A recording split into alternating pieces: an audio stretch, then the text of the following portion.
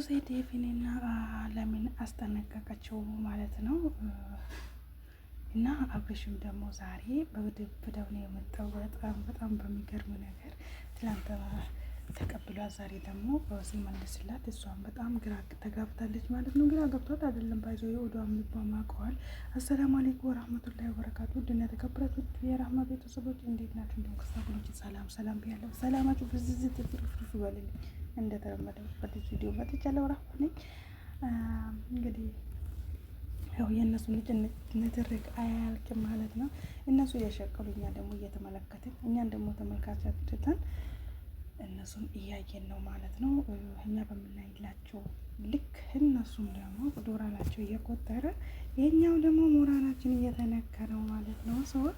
እና አልሙየም እንግዲህ ትላንት የተቀበራትን ወርቅ ዛሬ ደግሞ አልቀበልም፣ ወንድሞችም እህቶችም አትቀበል ብሎኛል። ቤተሰብ ማንም እናንተም ደግሞ ያው ኮሜንታተሮችም አትቀበሉ ስላላችሁ ብዙ ሰው አትቀበል ሲል እኔ ደግሞ ብቀበል በኋላ ጸጸቱም ለኔ ነው።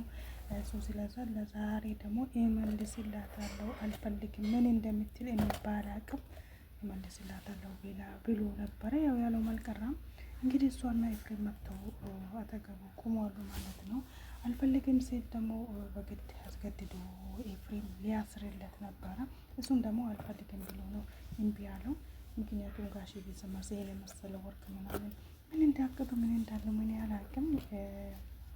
እሱም እንዳልኳቸው ባለፈው ሄርሜላን ታስጨንቃት ብቻ ዛሬም ደግሞ እሱ እንዲያስጨናንቀው ነበር መሰለኝ እኔ ሳየው ማለት ነው። አረካው ሳይ ነው እንደኔ ማለት ነው። ለእናንተስ ምን ይመስላችኋል? እኔ አላቅም። የእሱን እንትን ቪዲዮ ግን አላስገባሁላችሁ ማለት ነው። እንግዲህ ሞራን እንትን አብርሽ በጣም በቃ ሲሪየስ ቆፍጠን ብሎ አሁን በቃ እንደቆረጠለት ስታቅ ነው መሰለኝ ወደ ራሷ ልታዞረው ፈልጋለች። እሱ እንግዲህ ያቆርጦለታል ለይቶለታል ማለት ነው። በቃ መጀመሪያ ነበር፣ አሁን ግን አምልጧል ማለት ነው። እሱ ሀሳቡ እንደዛ ይመስለኛል እኔ ሳስበው። እንግዲህ ከአሁን በኋላ ደግሞ ሄርሜላንም እንድታገኛት በጭራሽ አልፈቅድልህም። ያው አንተ ቢፈልጋት ደግሞ ያኔ እኔን እንደናቀች ያክል ነው የሚሰማት የዛን ቀን ባታገኛት። ስለዛ ቪዲዮንም አይቼዋለሁ። ስላየሁት ደግሞ በጭራሽ እንዳታገኛት ልትገናኙም በጭራሽ አልፈልግም ብሎታል ማለት ነው።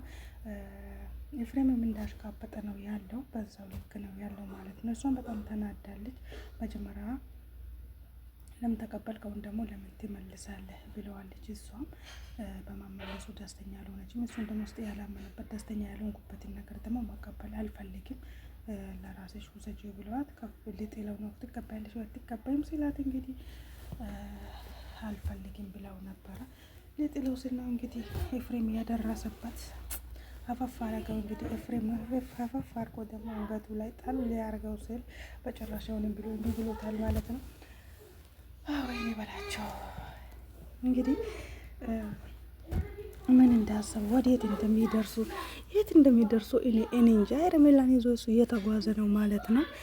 መንገዱን ጨርቅ አልደርግላችሁ። እንግዲህ ምን ይደረጋል ታዲያ ከዚህ በላይ እኛ ወራን ለፈለፍን ከማናችን ጎን አልቆምን ለሀቅ ቆምን። ከዛ መጨረሻው ደግሞ ምን ይሆን? የአብርሽና የሄርሜላ የሆኑ ነታ ወይስ የሩታና የኤፍሬም ይሆን?